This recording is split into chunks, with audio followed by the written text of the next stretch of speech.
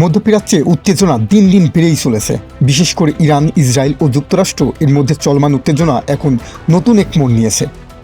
বিশ্লেষকরা বলছেন এই উত্তেজনার পেছনে বড় একটি কারণ হচ্ছে ইরানের শক্তিশালী মিসাইল ভান্ডার।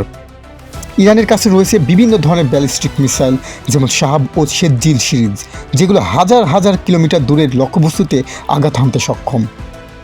বিশেষ করে শেরজিল মিসাইল সলিড ফুয়েল ব্যবহার করার কারণে খুব দ্রুত উৎক্ষেপণ করা যায়, যা প্রতিরক্ষা ব্যবস্থার জন্য বড় চ্যালেঞ্জ।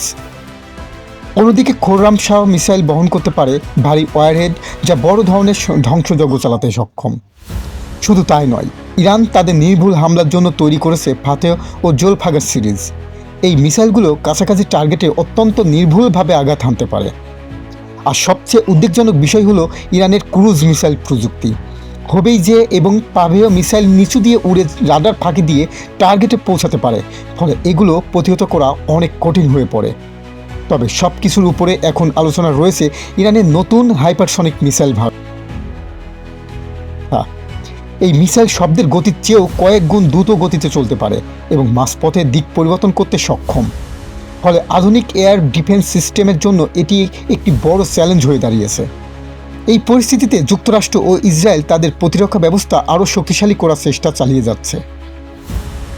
বিশেষজ্ঞদের মতে, যদি এই উত্তেজনা আরও বাড়ে তাহলে তা একটি বড় আঞ্চলিক সংঘাতের রূপ নিতে পারে, যার প্রভাব পুরো বিশ্ব জুড়ে পড়বে। এখন প্রশ্ন হচ্ছে, এই শক্তির লড়াই কি শেষ পর্যন্ত বিশাল বড় একটি যুদ্ধের দিকে ধাবিত করবে, নাকি কূটনৈতিক সমাধানেই থামবে এই উত্তেজনা?